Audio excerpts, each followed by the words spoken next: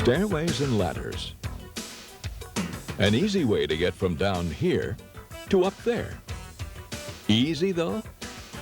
Well, one independent study in just 4-month period tallied over 900 injuries from accidents on stairs. And in 1 year alone, about 34,000 accidents were reported involving ladders or stairways. Just about half of those accidents occurred while working on a ladder. In fact, the Occupational Safety and Health Administration, or OSHA, found that the majority of ladder accidents are due to improper use, poor placement, braking while a worker was on it, and even the wrong selection. With this in mind, the first step for your safety depends on knowing what the ladders and stairways in your workplace were designed for and how to use them properly.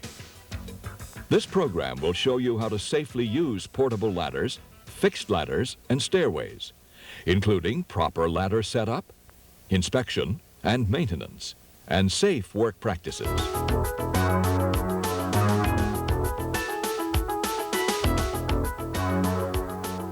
You work with a ladder just about every day, and maybe it's become routine. So without any further thought, you get any old ladder and throw it up. If this is your approach, an accident is bound to happen.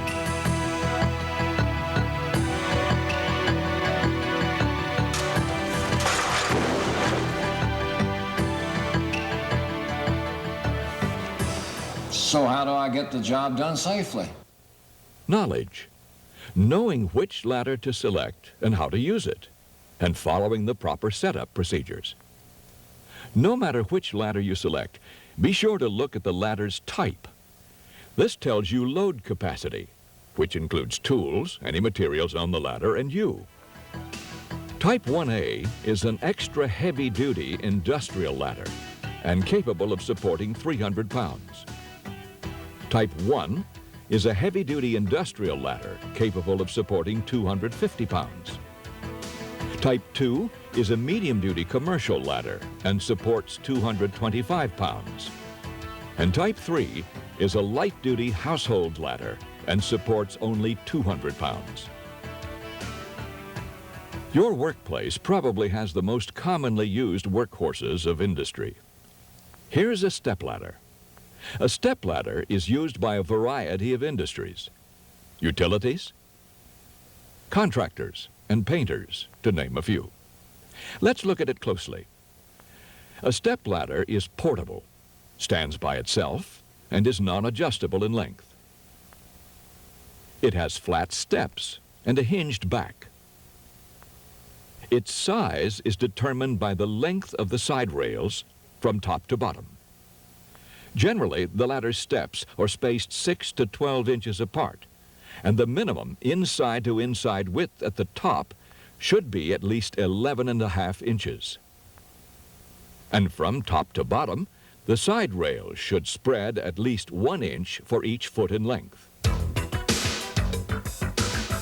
Here's some specific guidelines to consider when using and setting up a stepladder.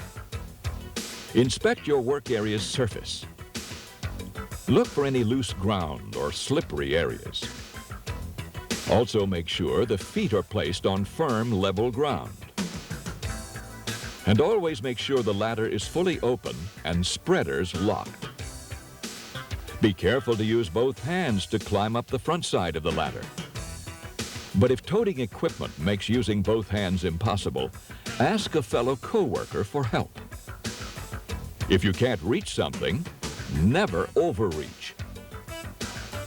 Get down and move your ladder. Don't ever use the top step, and don't climb, straddle, sit, or stand on the ladder top. And finally, never use metal stepladders for electrical work or where there may be contact with electrical conductors. Almost every workplace has an extension ladder. Typically, extension ladders are basically light and made for maximum durability. It's portable, adjustable in length, and consists of 2 or more sections that travel in guides or brackets.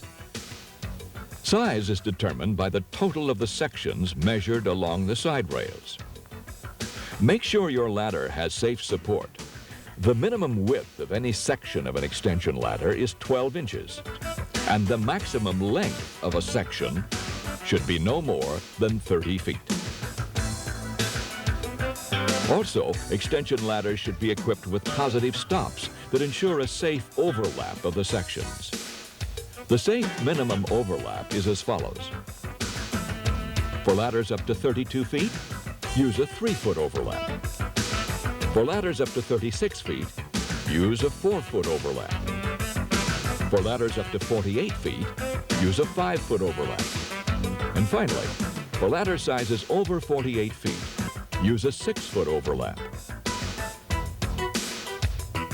In addition to the setup and usage guidelines previously mentioned, also consider the following when using an extension ladder. It's been said before, but well worth repeating. Always inspect the surface on which you'll be placing the ladder, and make sure the ground is firm and level. If possible, get help from a coworker, and never raise or lower the ladder with the fly section extended. Be sure to secure or foot the ladder before raising it. Take the time to figure out the setup angle or pitch. This should be about 1/4 the distance from the top support to the bottom support. So if the working length is 20 feet, the horizontal distance or pitch should be 5 feet at the bottom. 1/4 of 20 is 5. Easy, right? Safer, too, when you take the time to figure it out. There is a simple rule of thumb for checking the correct angle of the ladder. After setting up the ladder securely, stand facing the ladder with 1 foot on the bottom rung and your back straight. Extend your arm and reach for a rung at shoulder height. Your arm should be straight and relaxed when the ladder is at the correct pitch. If the surface you're working against is taller than the maximum reach of the ladder, be sure to tie off the ladder. And if possible, have a coworker hold the ladder while you're working on it. And finally, try to erect the ladder with about 3 feet extending above the working surface.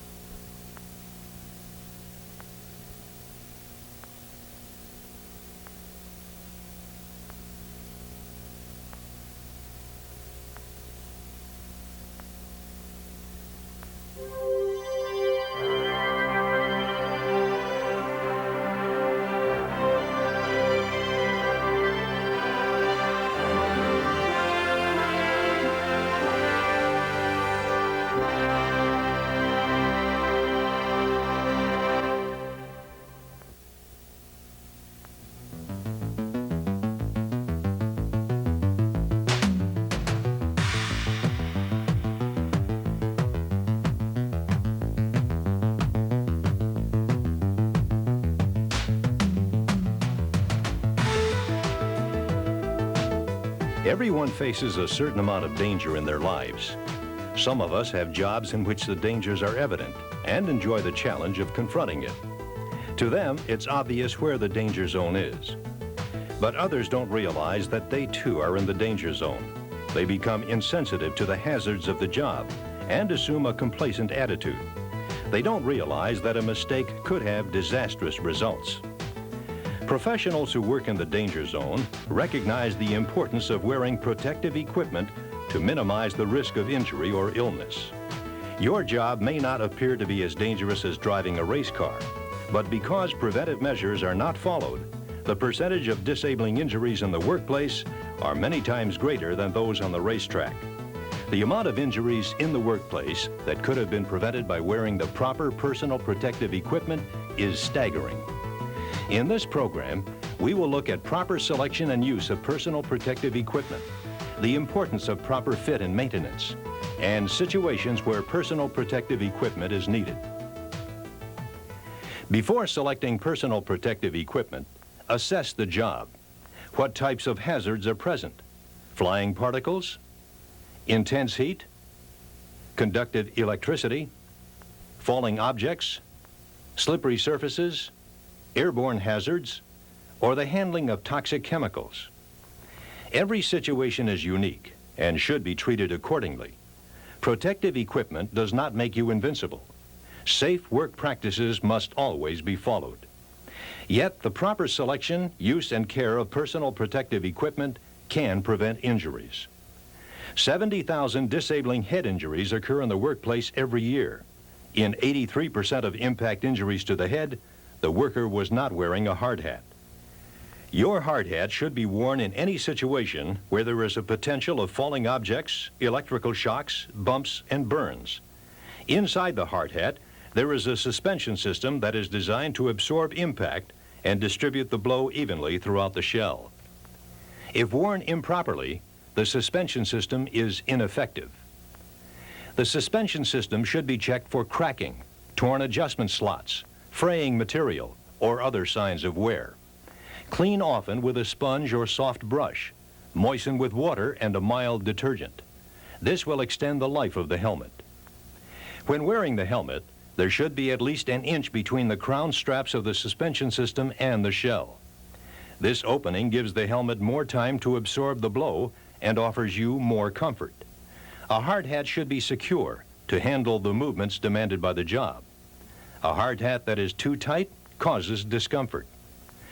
Continuous exposure to noise levels above 85 decibels can cause permanent hearing loss. 2 million workers have a noticeable deterioration in their hearing. 25% of those have a moderate to severe loss. Ear protection reduces the amount of noise that reaches the ear. The two major types available are ear muffs and ear plugs. When wearing ear muffs, earrings and other jewelry must be removed since they interfere with the seal. Inspect for cracks in the seal. The headband must be adjusted for proper fit. Make sure the earmuffs form a complete seal around the ear. Before inserting earplugs, roll the plug tightly between your forefinger and thumb lengthwise to reduce the size. Then with one hand, pull your ear back and insert the plug into your ear canal with the other hand. Pulling the ear back decreases the natural bend in the ear canal and allows the plug to fit tighter. Hearing loss does occur gradually after years of excessive exposure. It must be respected on a daily basis. The damage done from long-term exposure to excessive noise levels cannot be reversed. Wear your ear protection. Every day there are 1,000 eye injuries in the workplace. There are 70,000 disabling eye injuries every year. Over 60% of the injuries occurred when the worker was not wearing eye protection. Other injuries occurred when the worker was wearing the wrong protection for the hazard. Eye protection can be divided into 4 categories: safety glasses, goggles, face shields, and welding helmets. Safety glasses are the most common type of eye protection. Side shields are strongly recommended to give more complete protection by blocking sparks or airborne particles that could enter from the side. Goggles give more complete protection by completely covering the eye. They block out flying particles and prevent chemical splashes from reaching the eye. Face shields are not a substitute for safety glasses or goggles. They are added for additional protection to cover the full face. A face shield is not adequate eye protection by itself because the hazard could get underneath the face shield and into your eye. Welding helmets must be worn to block sparks or flying projectiles from reaching the eye. They also filter out harmful radiation. Like face shields, welding helmets are considered secondary protection and must be worn with either goggles or spectacles. Choose the filter that gives the most protection without interfering with the task. Welding helmets must be inspected regularly for cracks or leaks. All forms of eye protection must be properly maintained. Scratched or pitted lenses can cause discomfort and are more vulnerable to shattering. Regular sunglasses or prescription glasses are not substitutes for safety glasses. they do not meet federal impact standards established for safety glasses. Prescription lenses must be made that meet impact standards. Always use the eyewear that gives you the most protection necessary for the hazard you are confronted with. Don't take unnecessary chances with your eyes. Respiratory protection must be worn when airborne contaminants and hazards cannot be removed by engineering controls. Respirators are classified in two categories: air purifying and supplied air. Their selection is determined by the hazards present. Like its name states, air purifying respirators prevent airborne contaminants from entering your respiratory system by filtering the hazardous air through color-coded cartridges. Cartridges may be changed to combat the different hazards such as particulates, gases, or a combination. Supplied air respirators provide a continuous source of clean air to the facepiece. This can be from either an airline or a self-contained unit. Only supplied air respirators can be used in an oxygen-deficient environment. Because respiratory hazards can enter your body and bloodstream immediately, proper use and care of the respirator is essential. One of the most important elements of respiratory protection is a proper fitting. Any substance, such as facial hair, that interferes with the seal of the respirator to your face must be removed.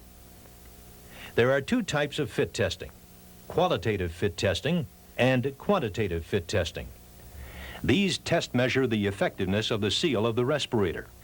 In addition to the qualitative and quantitative fit test, a fit check should be conducted each time you use the respirator. Negative and positive fit checks are conducted by closing off the respective intake or exhalation valves and breathing in or out for 10 seconds. Inspect your respirator each time prior to use for signs of wear, stress, and cracks. After each use, the respirator should be cleaned and stored, preferably in a resealable plastic bag and out of direct sunlight. Protective clothing is necessary in any situation where there is a risk of fire, abrasion, exposure to particulate contaminants, or exposure to hazardous chemicals. All chemical hazards are unique and present different challenges for proper skin protection. Different materials are used in protective clothing to meet these challenges. This material is tested against the hazard to determine its effectiveness. The ability of the clothing to hold up against chemical hazards depends on the following characteristics: penetration, the ability of the material to prevent chemicals from seeping through pores, stitches, or other openings; permeability, the ability to prevent chemicals from entering at a molecular level. This is the most dangerous because it cannot be detected immediately by the worker; and degradation, the wearing down of the clothing's physical properties, such as cut or puncture resistance. Other things to consider when selecting protective clothing is the possibility of heat stress disorders. Is the heat generated by the body allowed to escape? How does it affect permissible exposure levels? And what length of time will be spent in a specific work area? Decontaminate clothing immediately after use to protect your skin from the hazard. The decontamination process must assure that there will be no exposure the next time the clothing is used. Many manufacturers offer limited use protective clothing. This clothing is to be disposed of as contaminated waste immediately after the task. Over 360,000 disabling injuries occur to hands and fingers every year. Hands and fingers are exposed to many hazards such as extreme temperatures, abrasive material, toxic chemicals, electricity, pinch points, and mechanical equipment. Most general-purpose gloves are made out of terry cloth because of its versatility. Rubber or neoprene gloves are used to protect against corrosive chemicals. The chemical you work with determines which gloves should be used. When working with chemicals, make sure there isn't a gap between the glove and sleeve, leaving your skin exposed. Inspect the gloves regularly for leaks or other imperfections. Gloves should not be worn when working around rotating machinery. The fabric could get caught and pull your hand into the machine. There are 110,000 disabling work injuries to feet and toes every year. In 75% of the cases, the worker was not wearing foot protection. 60% of all foot injuries resulted from impact of either sharp or heavy objects weighing at least 65 pounds. Your feet are subjected to many hazards in the workplace.